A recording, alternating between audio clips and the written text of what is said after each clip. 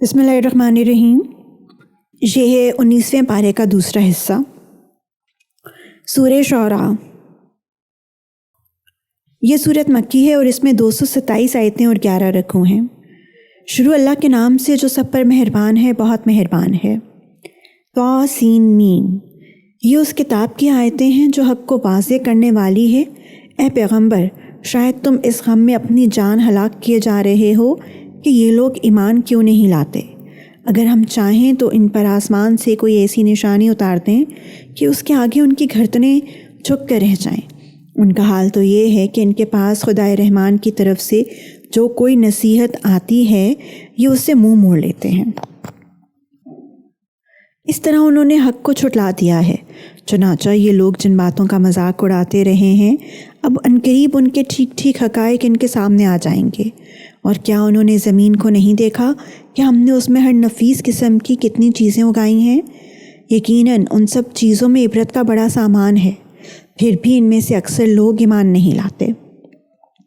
اور یقین رکھو کہ تمہارا پروردگار صاحب اقتدار بھی ہے، بہت مہربان بھی ہی۔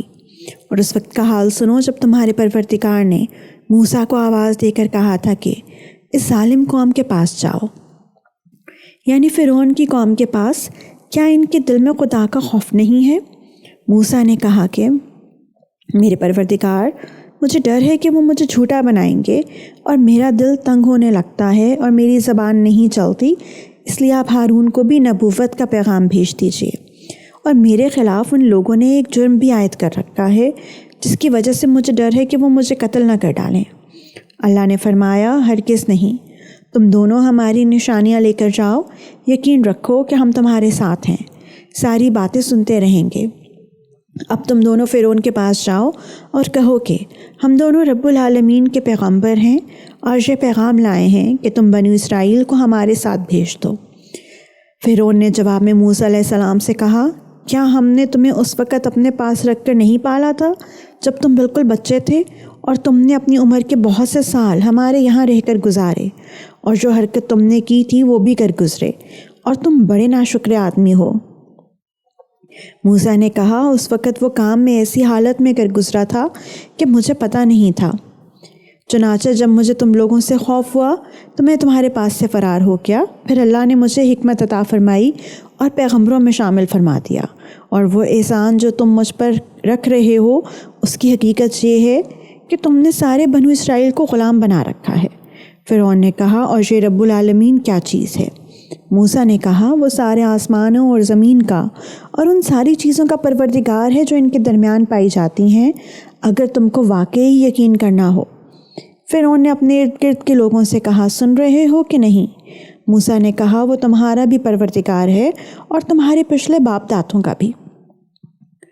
فرعون بولا، تمہارا یہ پیغمبر جو تمہارے پاس بھیجا گیا ہے یہ تو بالکل ہی دیوانہ ہے۔ موسیٰ نے کہا، وہ مشرق اور مغرب کا بھی پروردگار ہے اور ان کے درمیان ساری چیزوں کا بھی، اگر تم عقل سے کام لو۔ کہنے لگا، یاد رکھو، اگر تم نے میرے سوا کسی اور کو معبود مانا تو میں تمہیں ضرور ان لوگوں میں شامل کر دوں گا جو جیل خانے میں پڑے ہوئے ہیں۔ موسیٰ بولے، اور اگر میں تمہیں کوئی ایسی چیز لا دکھاؤں جو حق کو واضح کرتے پھر؟ فرعون نے کہا، اچھا، اگر واقعی سچے ہو تو لے آؤ وہ چیز۔ چنانچہ موسیٰ نے اپنا عصا پھینکا اور دیکھتے ہی دیکھتے وہ کھلا ہوا اژدہا بن گیا، اور انہوں نے اپنا ہاتھ بغل میں سے کھینچ کر نکالا تو پل بھر میں وہ سب دیکھنے والوں کے سامنے سفید ہو گیا۔ فرعون نے اپنے ارد گرد کے سرداروں سے کہا، یقیناً یہ کوئی ماہر جادوگر ہے، یہ چاہتا ہے کہ اپنے جادو کے ذریعے تمہیں تمہاری سرزمین سے باہر نکال کرے۔ اب بتاؤ تمہاری کیا رائے ہے؟ انہوں نے کہا، ان کو اور ان کے بھائی کو کچھ مہلت دیجیے اور تمام شہروں میں ہرکارے بھیج دیجیے جو ماہر جادوگر آپ کے پاس لے آئیں اور ان جادوگروں کا مقابلہ کریں۔ چنانچہ ایک دن مقررہ وقت پر سارے جادوگر جمع کر لیے گئے اور لوگوں سے کہا گیا کہ کیا تم لوگ جمع ہو رہے ہو؟ شاید اگر یہ جادوگر ہی غالب آ گئے تو ہم انہی کے راستے پر چلیں۔ پھر جب جادوگر آئے تو انہوں نے فرعون سے کہا، یہ بات تو یقینی ہے نہ کہ اگر ہم غالب آ گئے تو ہمیں کوئی انعام ملے گا۔ فرعون نے کہا، ہاں، اور تمہیں اس صورت میں مقرب لوگوں میں بھی ضرور شامل کر لیا جائے گا۔ موسیٰ نے ان جادوگروں سے کہا جو کچھ تمہیں پھینکنا ہے پھینکو۔ اس پر ان جادوگروں نے اپنی رسیاں اور لاٹھیاں زمین پر ڈال دیں اور کہا کہ فرعون کی عزت کی قسم ہم غالب آئیں گے۔ اب موسیٰ نے اپنا عصا زمین پر ڈالا تو اچانک اس نے اسلحہ بن کر اس تماشے کو نگلنا شروع کر دیا جو وہ جھوٹ موٹ بنا رہے تھے۔ بس پھر وہ جادوگر سجدے میں گرا دیے گئے، کہنے لگے ہم رب العالمین پر ایمان لے آئے جو موسیٰ اور ہارون کا پروردگار ہے۔ فرعون بولا تم میرے اجازت دینے سے پہلے ہی موسیٰ پر ایمان لے آئے، ثابت ہوا کہ یہ تم سب کا سرغنہ ہے جس نے تمہیں جادو سکھایا ہے۔ اچھا ابھی تمہیں پتہ چل جائے گا، میں تم سب کے ایک طرف کے ہاتھ اور دوسری طرف کے پاؤں کٹواؤں گا اور تم سب کو سولی پر لٹکا دوں گا۔ جادوگروں نے کہا ہمارا کچھ نہیں بگڑے گا، ہمیں یقین ہے کہ ہم لوٹ کر اپنے پروردگار کے پاس چلے جائیں گے۔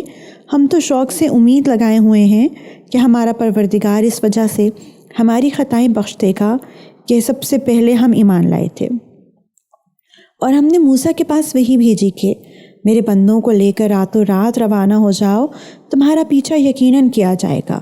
اس پر فرعون نے شہر میں ہرکارے بھیج دیے اور یہ کہلا بھیجا کہ یہ بنی اسرائیل ایک چھوٹی سی ٹولی کے تھوڑے سے لوگ ہیں، اور حقیقت یہ ہے کہ انہوں نے ہمارے دل جلائے ہوئے ہیں اور ہم سب احتیاطی تدابیریں کیے ہوئے ہیں، لہٰذا سب مل کر ان کا تعاقب کرو۔ اس طرح ہم انہیں باہر نکال لائے، باغوں اور چشموں سے بھی اور خزانوں اور باعزت مقامات سے بھی۔ ان کا معاملہ تو اسی طرح ہوا، اور دوسری طرف ان چیزوں کا وارث ہم نے بنی اسرائیل کو بنا دیا۔ غرض ہوا یہ کہ یہ سب لوگ سورج نکلتے ہی ان کا پیچھا کرنے نکل کھڑے ہوئے۔ پھر جب دونوں جتھے ایک دوسرے کو نظر آنے لگے تو موسیٰ کے ساتھیوں نے کہا کہ اب تو پکی بات ہے کہ ہم پکڑ ہی لیے گئے۔ موسیٰ نے کہا ہرگز نہیں، میرے ساتھی یقینی طور سے میرا پروردگار ہے، وہ مجھے راستہ بتائے گا۔ چنانچہ ہم نے موسیٰ کے پاس وحی بھیجی کہ اپنی لاٹھی سمندر پر مارو۔ بس پھر سمندر پھٹ گیا اور ہر حصے کے ایک بڑے پہاڑ کی طرح کھڑا ہو گیا، اور دوسرے فریق کو بھی اس جگہ کے نزدیک لے آئے، اور موسیٰ اور ان کے تمام ساتھیوں کو ہم نے بچا لیا، پھر دوسروں کو غرق کر ڈالا۔ یقیناً اس سارے واقعے میں عبرت کا بڑا سامان ہے، پھر بھی ان میں سے اکثر لوگ ایمان نہیں لاتے۔ اور یقین رکھو کہ تمہارا پروردگار صاحب اقتدار بھی ہے، بڑا مہربان بھی۔ اور اے پیغمبر ان کو ابراہیم کا واقعہ سناؤ، جب انہوں نے اپنے باپ اور اپنی قوم سے کہا تھا کہ تم کس چیز کی عبادت کرتے ہو؟ انہوں نے کہا کہ ہم بتوں کی عبادت کرتے ہیں اور انہی کے آگے دھرنا دیے رہتے ہیں۔ ابراہیم نے کہا جب تم ان کو پکارتے ہو تو کیا یہ تمہاری بات سنتے ہیں یا تمہیں کوئی فائدہ یا نقصان پہنچاتے ہیں؟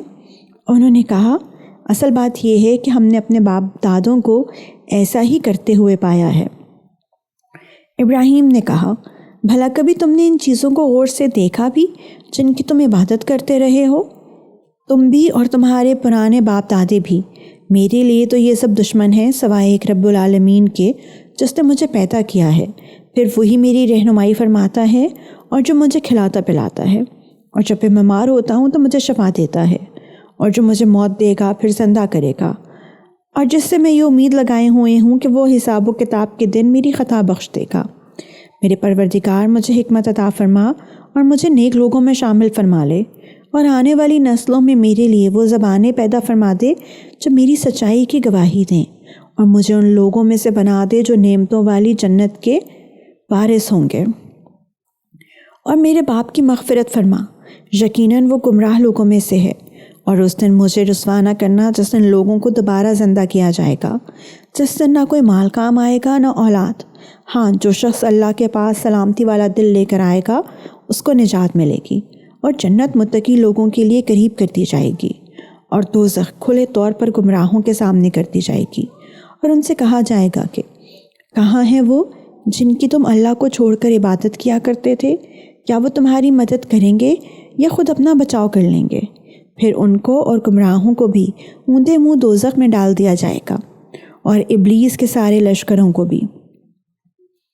وہاں یہ سب آپس میں جھگڑتے ہوئے اپنے معبودوں سے کہیں گے کہ اللہ کی قسم ہم تو اس زمانے میں کھلی گمراہی میں مبتلا تھے جب ہم نے تمہیں رب العالمین کے برابر قرار دے رکھا تھا، اور ہمیں تو ان بڑے بڑے مجرموں نے ہی گمراہ کر دیا تھا۔ نتیجہ یہ ہے کہ نہ تو ہمیں کسی قسم کی سفارش کرنے والے میسر ہیں اور نہ کوئی ایسا دوست جو ہمدردی کر سکے۔ اب کاش کہ ہمیں ایک مرتبہ دنیا میں واپس جانے کا موقع مل جائے تو ہم مومن بن جائیں۔ یقیناً اس سارے واقعے میں عبرت کا بڑا سامان ہے، پھر بھی ان میں سے اکثر لوگ ایمان نہیں لاتے۔ اور یقین رکھو کہ تمہارا پروردگار صاحب اقتدار بھی ہے، بہت مہربان بھی۔ نوح کی قوم نے پیغمبروں کو جھٹلایا، جبکہ ان کے بھائی نوح نے ان سے کہا کہ کیا تم اللہ سے ڈرتے نہیں ہو؟ یقین جانو کہ میں تمہارے لیے ایک امانت دار پیغمبر ہوں، لہٰذا تم اللہ سے ڈرو اور میری بات مانو، اور میں تم سے اس کام پر کسی قسم کی کوئی اجرت نہیں مانگتا۔ میرا اجر تو صرف اس ذات نے اپنے ذمہ لے رکھا ہے جو ساری دنیا جہان کی پرورش کرتی ہے، لہٰذا تم اللہ سے ڈرو اور میری بات مانو۔ وہ لوگ بولے کیا ہم تم پر ایمان لے آئیں، حالانکہ بڑے نیچے درجے کے لوگ تمہارے پیچھے لگے ہوئے ہیں۔ نوح نے کہا میں کیا جانوں کہ وہ کیا کام کرتے ہیں، ان کا حساب لینا کسی اور کا نہیں، میرے پروردگار کا کام ہے۔ کاش تم سمجھ سے کام لو، اور میں ان مومنوں کو دھتکار کر اپنے سے دور نہیں کر سکتا، میں تو بس ایک خبردار کرنے والا ہوں جو تمہارے سامنے حقیقت کھول کر رکھ رہا ہے۔ وہ کہنے لگے اے نوح اگر تم باز نہ آئے تو تمہیں پتھر مار مار کر ہلاک کر دیا جائے گا۔ نوح نے کہا میرا پروردگار میری قوم نے مجھے جھٹلایا ہے، اب آپ میرے اور ان کے درمیان دو ٹوک فیصلہ کر دیجیے اور مجھے اور میرے مومن ساتھیوں کو بچا لیجیے۔ چنانچہ ہم نے انہیں اور ان کے ساتھیوں کو بھری ہوئی کشتی میں بچا لیا، پھر اس کے بعد باقی لوگوں کو غرق کر دیا۔ یقیناً اس سارے واقعے میں عبرت کا بڑا سامان ہے، پھر بھی ان میں سے اکثر لوگ ایمان نہیں لاتے۔ اور یقین رکھو کہ تمہارا پروردگار صاحب اقتدار بھی ہے، بہت مہربان بھی۔ عاد کی قوم نے پیغمبروں کو جھٹلایا، جبکہ ان کے بھائی ہود نے ان سے کہا کہ کیا تم اللہ سے ڈرتے نہیں ہو؟ یقین جانو کہ میں تمہارے لیے ایک امانت دار پیغمبر ہوں، لہٰذا تم اللہ سے ڈرو اور میری بات مانو، اور میں تم سے اس کام پر کسی قسم کی کوئی اجرت نہیں مانگتا۔ میرا اجر تو صرف اس ذات نے اپنے ذمہ لے رکھا ہے جو ساری دنیا جہان کی پرورش کرتی ہے۔